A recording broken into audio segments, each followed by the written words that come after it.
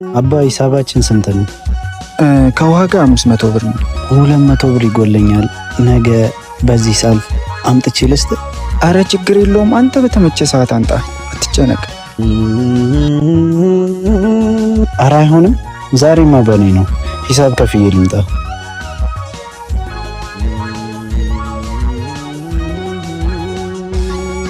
አባ ሂሳባችን ስንት ነው?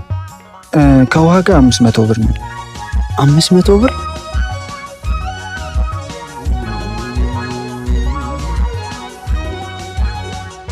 አባ 200 ብር ይጎለኛል። ነገ በዚህ ሳልፍ አምጥቼ ልስጥ? አረ ችግር የለውም። አንተ በተመቸ ሰዓት አንጣ፣ አትጨነቅ። አባት ለ200 ብር ብለህ ነው እዚህ ድረስ ተከትለኝ የመጣው?